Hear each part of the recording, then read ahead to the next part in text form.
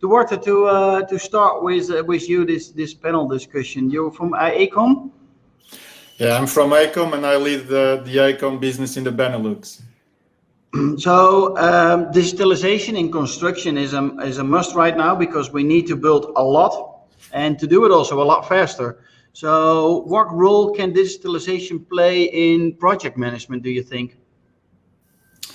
Well, Wouter, digitalization is already playing a big role in project management. Now we're doing VR to help client reviews. We're doing 4D modeling to plan ahead. We're doing remote site visits, and we're even doing lately virtual handovers. That was during the Corona time. And a lot of digital training as well.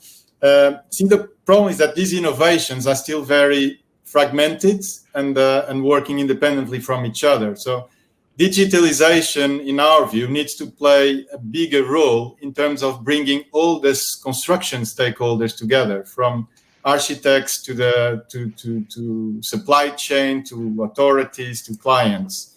At AECOM, we did develop a platform, or we currently actually develop a platform called One Design, and where all these stakeholders can be connected. Just one interface, one piece of technology that can streamline this construction process, and basically allowing for early and better decisions. Early MEP coordination. MEP coordination continues to be quite a big problem in all the bigger projects, and earlier logistics planning. And all this results in less change orders, less costs, less clashes on site, and less conflict. So as you said, building faster and cheaper construction. And we have quite a good examples, of this being implementing right now, but there's still quite a lot to be done. This is actually not as simple as it looks. There's a lot of work and sub-process that need to be built to make sure that we preserve the critical roles in the construction, in all the different construction parties and all the liabilities.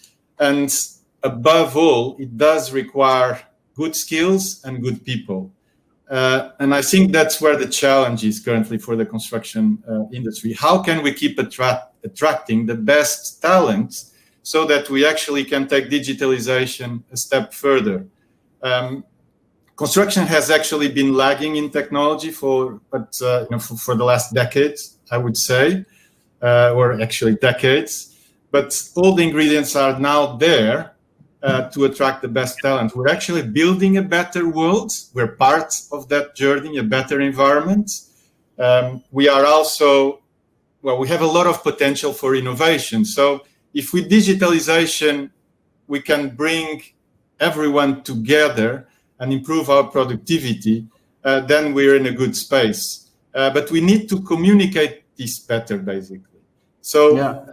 In the end, it's this combination of best talent and best tools that will help us, improve the construction world, in my view.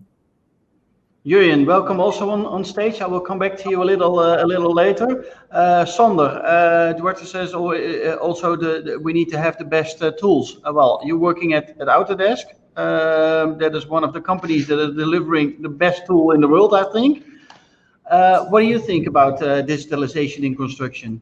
And thanks for being very flattering, Wouter. As always, we try to do our best to deliver the best tools in the world. We are not claiming to have everything the best, so we're not that arrogant, to be honest. I think what Duarte, and I hope I pronounced your name correctly, just mentioned is basically how we see the world as well. And I will get back to this topic in my speech later on as well.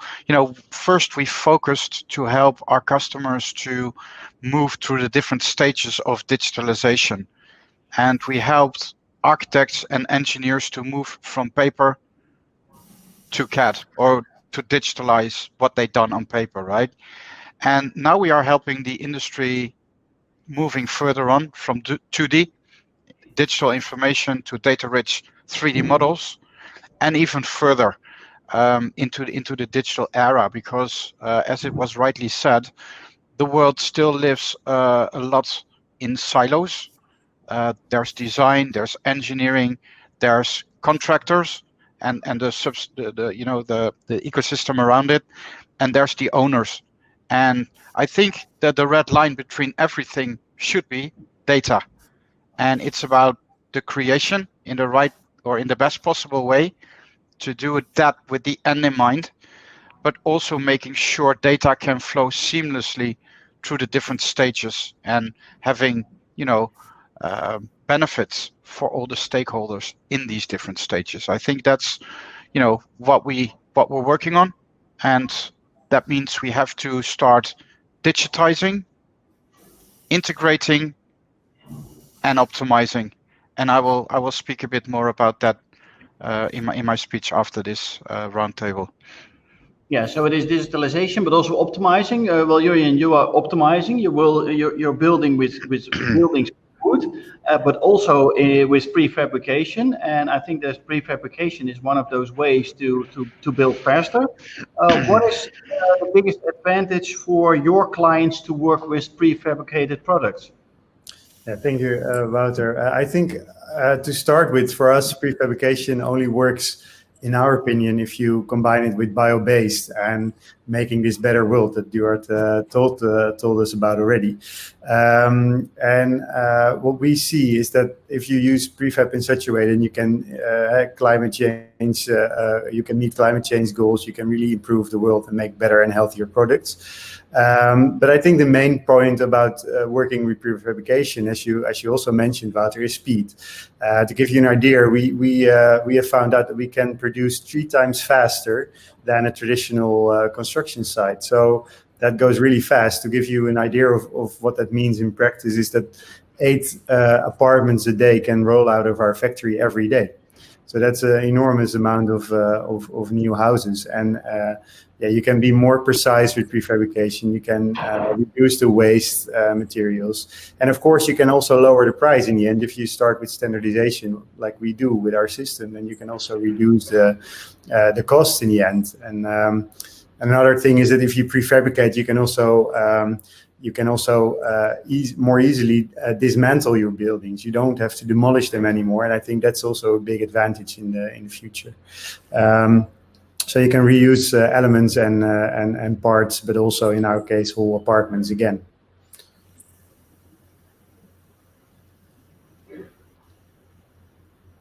Duarte, how do you see prefabrication being adapted in a one-of-a-kind business like construction is? Well, I think prefabrication is always to consider where there's repetition, and it can certainly contribute also for more sustainable solutions. If we can combine flexibility to prefabrication, then we are a step further in this one-of-a-kind business. And I think we can implement prefabrication usually when you talk about prefabrication, we talk about module or like modular apartments, like Jurrian maybe was talking, but we can take it a level down to parts, right? And a good example of this is the temporary modular wall system that AECOM is actually developing in the US. It's called Exclosure. And it's really good for renovation and repositioning projects because it's walls that are reusable, fire rated, and they're configurable and they're easy to assemble. And similar to the advantage that Jurrian mentioned, construction is much faster, so you can install up to 5 times faster than a traditional wall. The components can be reused many times on the same different project, so you can reduce wastes. And this installation creates much less dust and much less noise than a temporary, drywall, for example. It also allows for different floor heights. So this type of prefabrication and should pop up more in the future, I'd say. Prefabrication can and should be adapted more in this one-of-the-kind business, in our view. Yeah. So, Sander, I see here a comment in the chat about Manuelo. He's from Luxembourg. And he says, well, what as Sandra is telling us, we have to come out of our silos and change the future of construction. So what do you see as Autodesk as the future of construction, not now, but in 5 years' time? Because with this COVID thing, it helps companies to implement technology maybe even faster because we need to. What do you see as Autodesk? How do we build in the future? Yeah, especially at the moment, it's of course extremely difficult to predict the future. But I can tell you a little bit about how we see the world and what we're working on. And in my speech later on, I will tell you a little bit about our vision and the things that we are creating, and that will be something around the Autodesk Construction Cloud, where we bring a lot of different things together. And one of the pillars of the Autodesk Construction Cloud is advanced technology, right? That the equipment to have builders have powerful and easy to use tools, but also to create a network of a builder's network with real-time, crowdsourced information that owners and builders can, source the right parties that they want to work with for the best job with, potentially the best outcomes. But also, predictive insights are when you work, and again, the magic word here, I think, is data. When you work with the right data, with things like machine learning and algorithms, you can use decades worth of construction data and experiences gained on projects that were previously siloed, to look for patterns and highlight them to the people so you can react in real time. And that's what we're working on. So that leads to powerful insights that help you make better and better informed decisions on your current, but also on your future projects. And that's decisions that reduce risk and that help you to deliver your projects safely and efficiently, right? Yeah. And that's taking people, processes, and technology, to drive continuous improvement. And how do you see that, Duarte, at AECOM? Because you are working at a company that is working globally. How do you share knowledge, data within your company from different kind of locations from all over the world? Well, we have our own ecosystem within AECOM. You could compare it to an intranet, but kind of a next level where we share all this data and have access to the people. I think one of the challenges in such a big company like AECOM, where you have more than 50,000 people, is actually having access to. You actually have all the expertise there, but actually having direct access and know exactly where that knowledge sits within the company. So that's something we work a lot on with AECOM, and we're trying to improve, to have that expertise available in no time, within 24 hours or so, to be able to use it in the different projects. And I think that technology is helping more and more with that. Yeah, cool. Jurrian, you're working at Finch Buildings.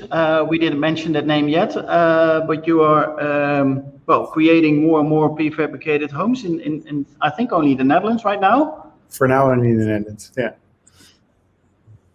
So you're the CEO of that scale up. How do you see the industry being renewed, and how do you see that clients are being reacted to your type of product? Actually, the fair answer is that it's slow.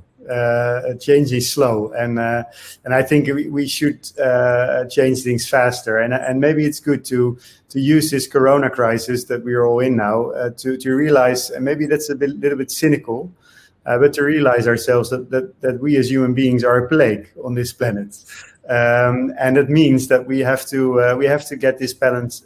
We have to get this planet back in balance again. And I think.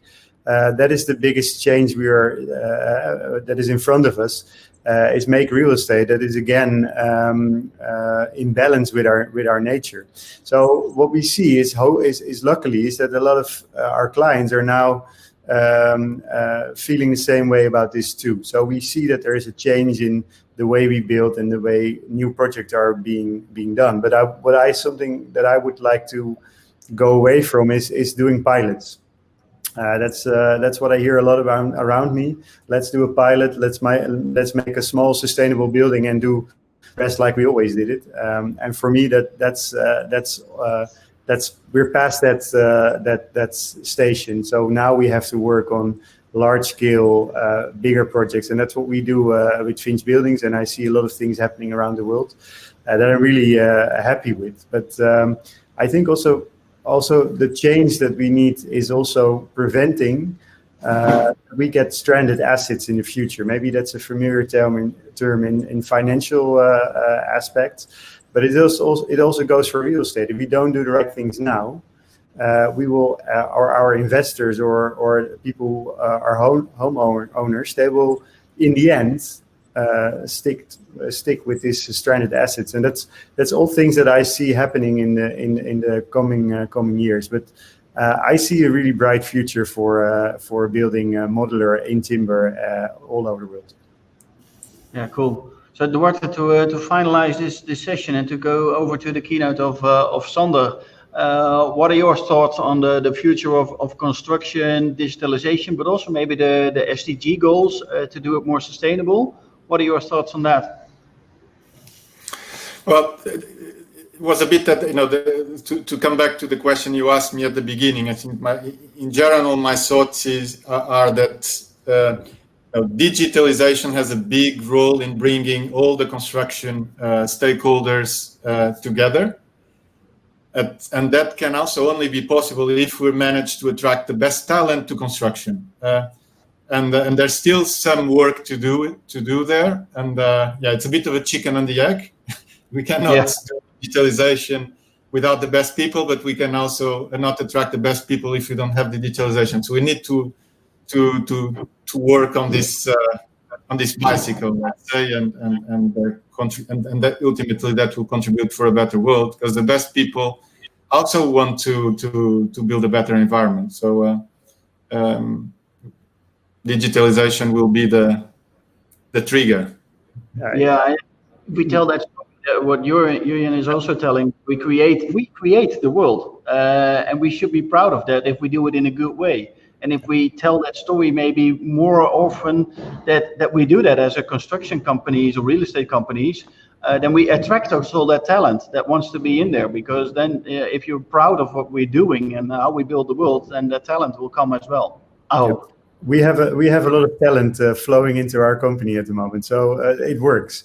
And I think digitalization and AI is really interesting, and we should definitely use that to speed up the process of construction. But I think it's also about using your common sense and doing the right things. Yeah. Well, thank you all for joining this roundtable. Jurrian Knijtijzer from Finch Buildings, Duarte, Catarino from AECOM, and Sander Lijbers from Autodesk. Thank you very much, Wouter. Thank you, Sander and Jurrian. Thank you, guys. Thank you. Goodbye.